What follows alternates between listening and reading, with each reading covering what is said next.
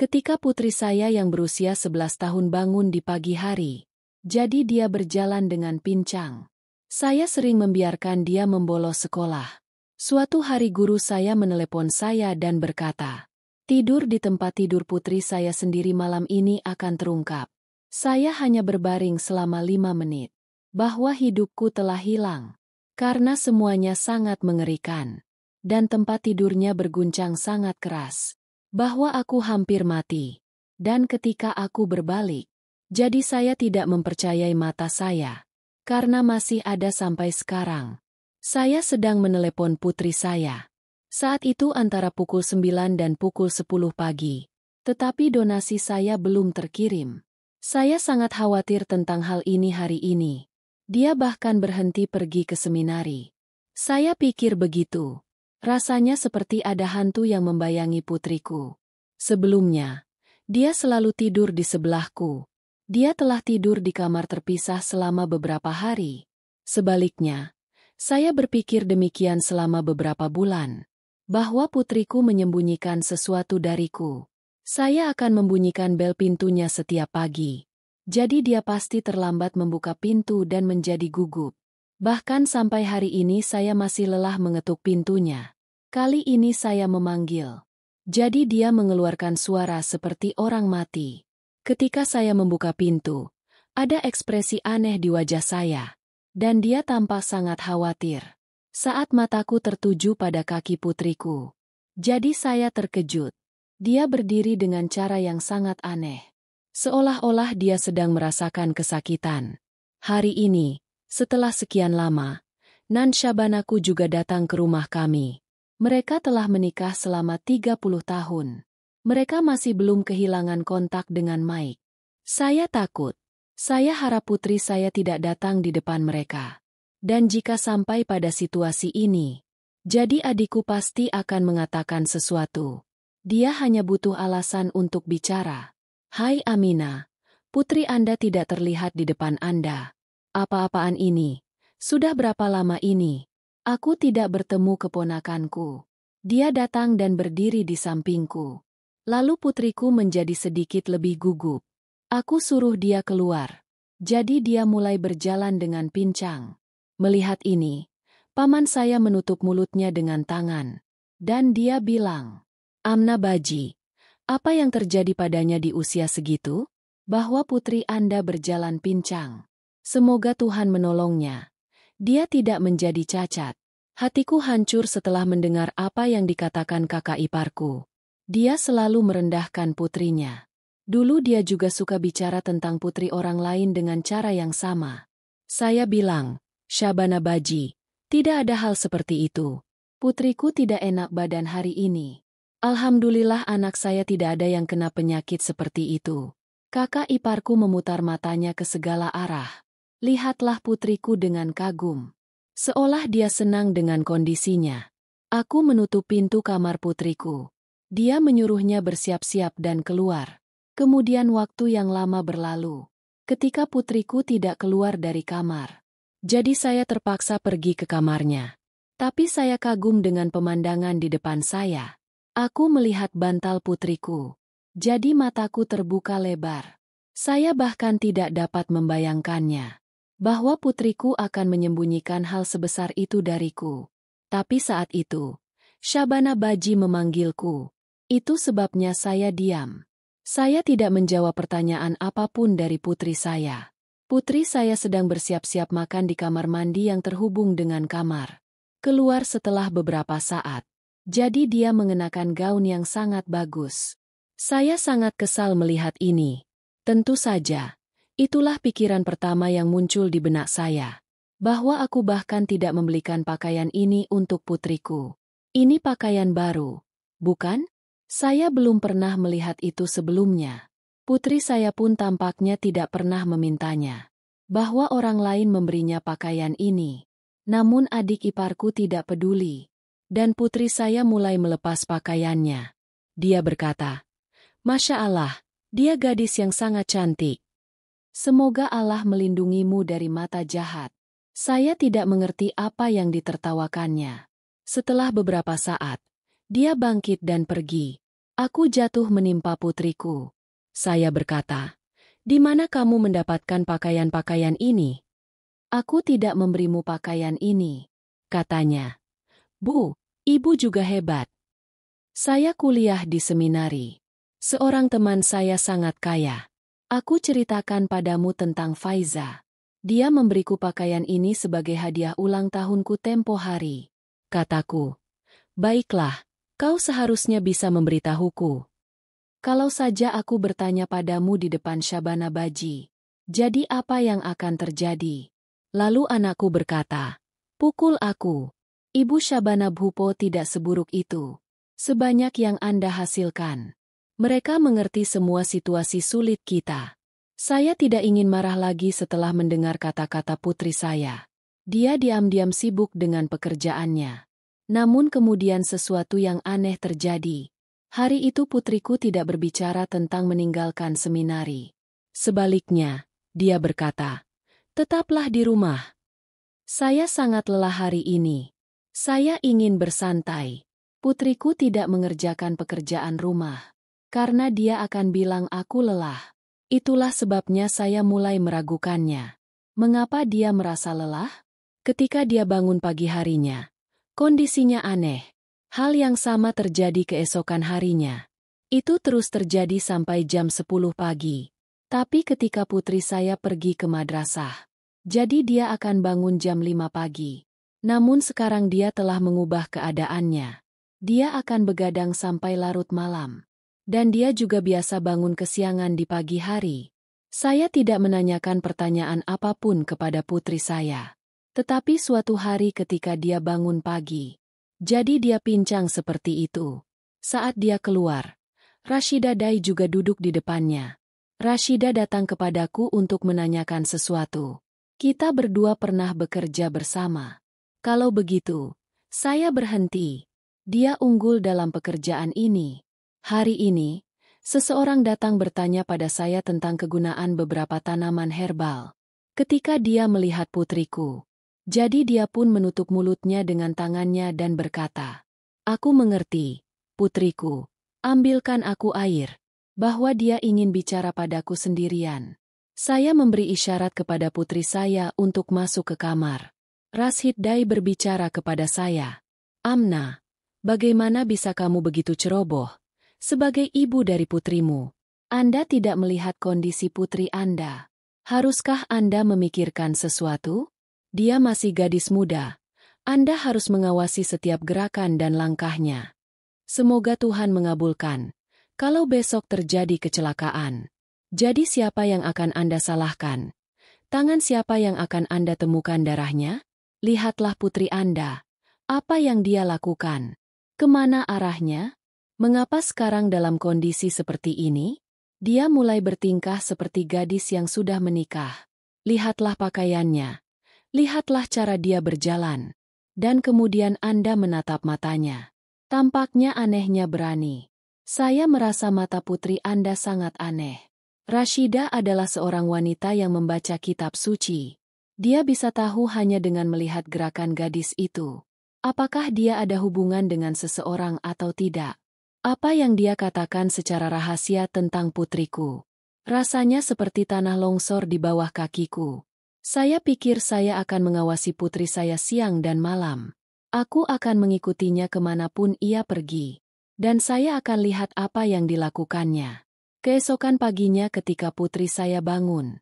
Jadi begitulah. Kondisinya sangat buruk. Dia berkata, "Bu, seluruh tubuhku sakit. Pijat aku dengan minyak." Kataku oke. Saya datang ke kamar putri saya dengan minyak panas. Jadi setelah berpikir sejenak, dia melarang saya memijatnya. Katanya, "Bu, biarkan saja, sakitku sudah hilang. Jangan pijat aku. Keluar dari sini." Saya mengerti ketika saya melihat kepanikan di wajah putri saya. Bahwa dia tidak ingin menunjukkan keberadaannya kepadaku. Tentu saja dia dalam bahaya karenaku. Tentu saja ini merupakan ancaman bagi saya. Bahwa saya akan mengenali atau mengetahui sesuatu. Itulah sebabnya dia menyembunyikan begitu banyak hal dariku. Dan putri saya belum menikah. Dia pun tidak memiliki hubungan dengan siapapun. Lalu bagaimana ini bisa terjadi? Bahwa dia bertingkah seperti wanita yang sudah menikah. Saya ingat apa yang dikatakan Rashid Dai. Bahwa Anda mengawasi putri Anda. Aku bilang aku akan tidur di kamarmu hari ini. Jadi Anda tetap membuka pintu ruangan itu. Dia mengerutkan kening setelah mendengar apa yang kukatakan. Dan dia bilang oke. Tetapi begitu saya menyelesaikan pekerjaan saya setelah beberapa jam, kembali ke kamar putriku. Lalu saya melihat dia mengunci pintu dari dalam. Saya sangat terkejut. Saya marah dan mulai mengetuk pintu. Tetapi dia tertidur. Dia tidak membuka pintu. Sekarang suasana hati saya sedang buruk karena marah. Dan keraguan itu pun memisahkan. Tidak ada gadis muda yang boleh menutup pintu kamarnya tanpa alasan. Jadi bagaimana orang tua dapat berpikir baik tentang hal ini? Baiklah, saya sibuk dengan pekerjaan saya. Namun, keesokan paginya, putri saya mengalami kondisi yang sama lagi. Aku berkata, aku akan pergi bersamamu ke seminarmu hari ini. Putriku sudah beberapa waktu lalu masuk seminari. Waktunya telah ditetapkan pukul 1 atau 2. Dia tidak bangun pagi seperti sebelumnya. Sebaliknya, dia pergi ke kelas malam. Saya pun tidak menyukainya. Dan saya bahkan tidak mengerti alasannya. Saya pikir, itu lebih baik daripada tidur di kamar putrimu di malam hari. Bahwa saya harus mengikutinya ke madrasah terlebih dahulu. Siapa tahu, dia bahkan bersekolah. Atau dia berbohong padaku. Hari itu aku membuat keputusan. Untuk mengejar putrimu. Ketika dia meninggalkan rumah pada pukul 1 atau 2 sambil mengenakan abaya. Aku sendiri juga memberimu selembar kertas hitam. Dia berjalan mengitarinya dan berada di belakangnya. Saya pikir putri saya akan pergi ke tempat lain. Lalu putri saya menghentikan seorang penarik becak. Saya memberinya uang. Lalu dia naik becak dan berangkat ke madrasah. Saya heran dari mana putri saya mendapat uang sebanyak itu. Bahwa dia bahkan memberikan uang kepada penarik becak di sana. Meskipun saya tidak pernah memberinya uang. Yang mereka belanjakan untuk diri mereka sendiri. Putriku bahkan mengenakan gaun yang bagus hari ini. Penarik becak juga diberi uang. Terpaksa melakukan hal yang sama padaku. Saya harus menghentikan becak dan duduk di atasnya. Mereka adalah kenalan kami. Saya tidak meninggalkan rumah dengan uang itu. Dia mengantarku ke sekolah putriku secara gratis. Puji syukur kepada Tuhan. Bahwa putriku pergi ke seminari. Selain itu, dia tidak pergi kemanapun lagi. Dia menghentikan becaknya di depan madrasah dan masuk ke dalam. Aku juga mengikutinya. Aku melihatnya pergi ke kelasnya. Saya terkejut. Saya pikir, ayolah, saya mungkin tidak menemukan apapun di sini. Saya perlu bicara dengan guru putri saya. Jadi berikan saya petunjuk di sana. Saya pergi ke ruang staf di sebelah ruang kepala sekolah. Hanya ada satu guru yang duduk di sana. Ada. Siapa namanya Dania? Saya sudah kenal dia sejak lama. Saya bertanya padanya, apakah kamu masih mengajarkan Bismah? Dia mulai berkata tidak. Dulu Basma yang kerja shift pagi dulu. Jadi, saya dulu yang mengajarinya, tapi sekarang dia bekerja pada shift malam. Itulah sebabnya aku bahkan tidak dapat berbicara kepadanya. Tapi saya ingin memberitahu Anda sesuatu. Telingaku menjadi waspada saat mendengar ini. Kataku aku hanya ingin mendengar sesuatu. Jadi saya datang ke seminari dan saya ingin tahu bahwa putri saya melakukan perilaku yang tidak pantas. Tidak ada moluska. Anda sangat mengenal putri saya. Saya tidak mungkin mengatakan hal ini kepada orang lain. Karena ini masalah kehormatan putri Anda. Putriku tidak melakukan hal seperti itu. Namun saya masih seorang ibu dari seorang anak perempuan. Aku khawatir sekali. Aku ingin untuk memperoleh segala macam informasi tentang putriku. Beritahu aku apa yang kamu ketahui tentang putriku. Dia khawatir dengan apa yang kukatakan. Dan dia berkata, aku hanya bisa memberitahumu satu hal. Syukurlah, putri Anda tidak melakukan hal seperti itu di madrasah. Namun sejak beberapa waktu lalu, perubahan aneh mulai terjadi. Seringkali matanya mengantuk. Sepertinya dia meninggalkan rumah pada malam hari. Dia tidak kembali dari tidur. Dia berjalan dengan pincang. Dia bilang seluruh badanku sakit. Saya sakit. Beri saya libur sehari. Namun sebelum itu, putri Anda dulunya sangat rutin mengikuti seminari. Kalau yang menyangkut madrasah, lingkungan kami sangat ketat. Kami tidak mengizinkan anak perempuan keluar. Jika seorang gadis berhenti datang ke madrasah tanpa alasan apapun, kami akan memberikan orang tuanya penangguhan hukuman pada hari ini juga. Bahwa putri Anda tidak datang ke sekolah hari ini. Tidak seorang pun melakukan hal seperti itu di sekolah kami. Putri Anda, orang yang harus Anda khawatirkan. Tetapi Anda harus menontonnya di rumah. Apa yang dia lakukan di rumah? Dan bagaimana cara hidupnya? Dan ya, Anda harus tidur bersamanya di kamarnya pada malam hari. Saya merasa dia tidak tidur di malam hari. Apakah Anda tidur dengan putri Anda di kamarnya? Aku menggelengkan kepala. Tidak. Ya, kamar putri saya terpisah. Sekarang dia bilang aku sudah dewasa. Aku harus menjaga barang-barangku. Saya ingin tidur di kamar terpisah untuk itu. Jadi kami memberinya kamar terpisah. Mendengar perkataanku, Bismah Mada memegang kepalanya. Dan dia berkata, Bu, ibu tidak memberikan kamar terpisah untuk anak perempuan di usia ini. Mereka dirilis bersama. Setiap gerakan mereka diawasi, agar dia tidak merusak kehormatan orang tuanya. Saya terkejut mendengarnya. Saya telah menyelesaikan komentar tentang putri saya. Tapi dari sini, apa yang Basma Ustani katakan padaku? Dia juga fotogenik. Saya mulai teringat bantal yang jelek. Dengan itu saya membuka pintu kamar putri saya. Ada uang 5.000 rupiah tergeletak di sana. Tetapi saya masih belum mengerti saat itu. Dari mana putriku Dari mana putriku mendapatkan uang sebanyak itu? Padahal di rumah aku tidak memberinya 1 rupiah pun. Tapi sekarang dia mulai menjadi kaya. Wah! Waktu pulang kampung, banyak sekali pertanyaan yang timbul dalam benak saya. Saya mulai berpikir, dari mana putri saya mendapatkan uang ini? Ada mata-mata yang sedang bekerja tapi saya tidak bisa berbicara langsung kepadanya.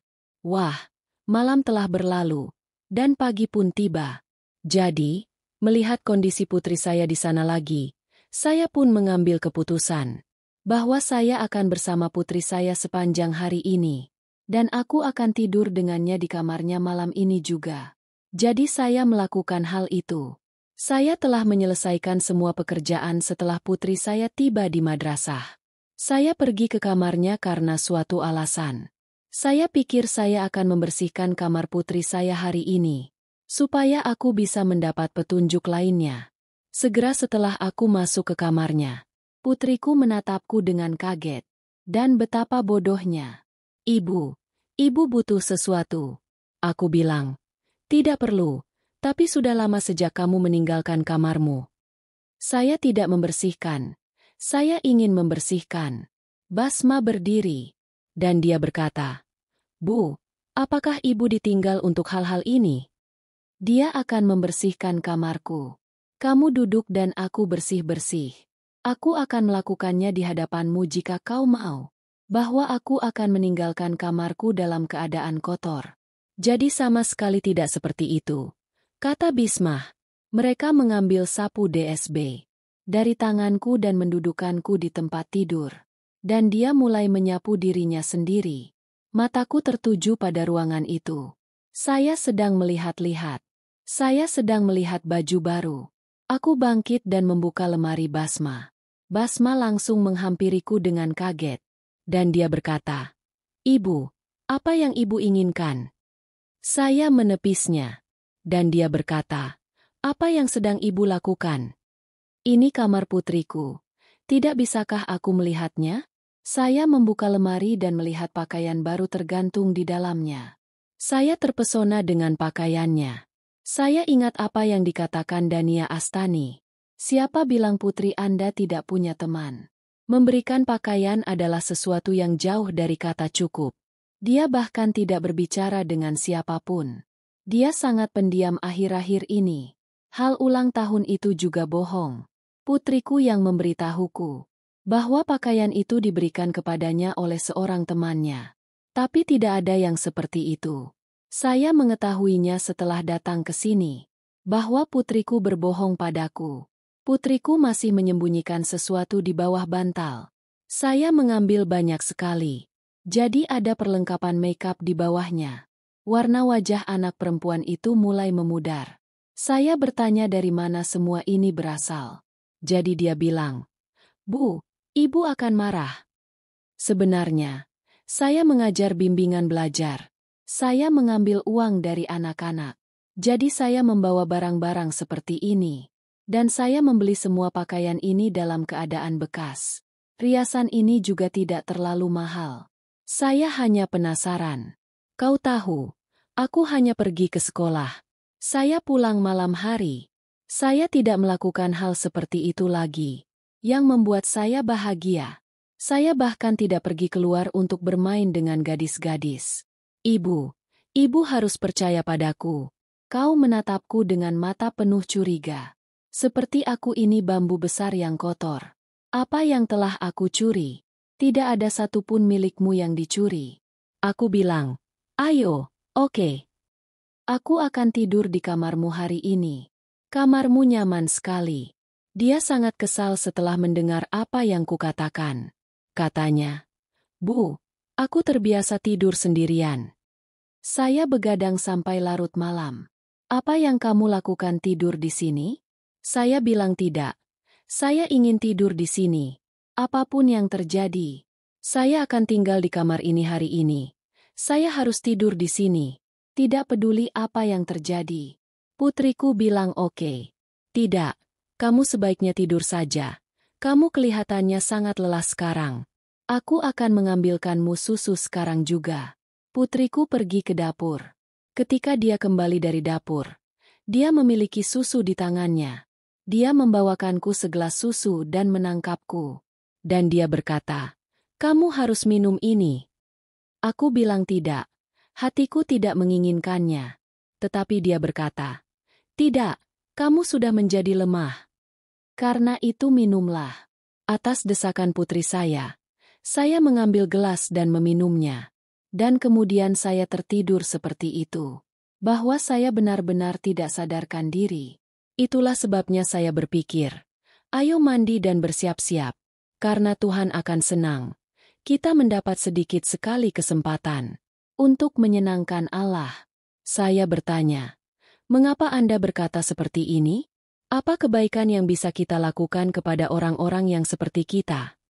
Maksudku, kamu pergi ke sekolah. Anda sedang membaca Al-Quran. Lalu mengapa kamu mengatakan hal-hal seperti itu? Putriku terdiam mendengar ini. Pikiran mendalam dan air mata memenuhi matanya. Lalu tiba-tiba dia mengatakan sesuatu seperti ini. Mendengar itu, saya terdiam. Dia mulai berkata, "Bu, carikan aku hubungan yang baik, anak yang baik. Menikahlah denganku. Saya juga akan membangun tanah milik saya sendiri dan bekerja keras." Saya khawatir saat mendengar bahwa saya akan menjadi guru privat anak-anak. Putriku berbicara tentang pernikahannya sendiri dengan mulutnya sendiri. Tidak ada keraguan atau rasa malu dalam nada bicaranya. Dia mengatakan ini dengan cara yang sangat berani. Saya sangat khawatir sepanjang hari berikutnya. Pada hari yang sama, Syabana baji tersayangku datang lagi. Mereka memiliki banyak pasang pakaian di tangan mereka. Aku berkata, "Apa ini? Bagaimana kamu bisa ada di sini?" Di sana dia berkata, "Aku datang untuk meminta agar putrimu dinikahkan dengan Furkan." Saya berkata, "Apakah kamu sadar? Furkan, sungguh kotor reputasi anakmu. Dan kau ingin aku menikahkan putriku dengan Furkan. Izinkan aku bercerita tentang saudara perempuanku. Ketika mereka menikah, dia menikah di rumah seperti itu, yang tugasnya menari dan bernyanyi. Orang-orang ini selalu dikaitkan dengan menari dan bernyanyi. Paman saya bilang begitu, bahwa sekarang suamiku akan berhenti dari pekerjaan ini demi aku. Hal itu diketahui beberapa waktu setelah pernikahan, bahwa suami Syabana mulai melakukan hal ini lagi. Dan sekarang dia juga telah merekrut Shabana untuk bekerja dengannya. Kami sangat sedih mendengarnya. Kami bahkan tidak ingin berhubungan dengan Shabana. Tetapi tetap saja, Shabana entah bagaimana berhasil menghubungi kami. Mulai datang dan pergi ke rumah kami. Dan sekarang dia membawa hubungan putranya Furkan kepada putriku. Saya merasa sangat aneh. Shabana tidak pernah berani melakukan hal ini sebelumnya. Bahwa dia harus meminta hubungan dengan rumah kita. Tapi beraninya dia berdiri di depan pintu rumahku hari ini. Dia menantang saya dan meminta hubungan dengan putri saya. Saya bertanya mengapa kamu melakukan semua ini. Jadi dia berkata, karena putrimu sama seperti kami. Dia bekerja dengan kami di sana. Dan saya mengajaknya berdansa setiap malam selama berjam-jam. Apa pendapat Anda tentang itu? Aku akan memaafkanmu begitu saja. Aku telah membalaskan dendamku padamu sepenuhnya. Aku ingat kamu menari untukku di awal-awal pernikahanku. Dan saya tidak tahu bagaimana saya diberkati dengan kata-kata. Sekarang ternyata ketika orang-orang yang mencintai diri mereka sendiri terlibat dalam pekerjaan seperti itu. Betapa menyedihkannya ketika sesuatu tidak dapat diterima secara langsung. Wah, saya juga mengalaminya. Ketika kamu menentang pernikahanku. Sekarang diamlah dan serahkan hubungan putrimu kepada. Jika tidak, itu akan sangat buruk bagi Anda. Anda tidak akan pernah mampu mengangkat kepala tinggi-tinggi dalam hidup. Furkanku akan menerima putrimu sekarang juga. Saya menyesal tidak mendengarnya nanti. Betapa tidak berdayanya perasaan ini. Tetapi sekarang saya tidak punya pilihan selain mendengarkan Shabana. Karena ketika putri-putri mereka sendiri ternyata tercemar. Jadi seseorang tidak bisa memegang leher orang lain. Apa pendapat kalian tentang ini? Saya pasti akan menjawab jika saya benar atau salah. Dan saya akan meminta hal yang sama dari setiap orang tua. Awasi anak-anak Anda dengan saksama. Sehingga dapat diperbaiki dengan benar selagi masih ada waktu. Sebelum waktu itu lepas dari tangan Anda. Betapa salahnya aku. Anda tidak akan pernah melakukan hal itu. Silakan bagikan video ini kepada orang lain. Terima kasih.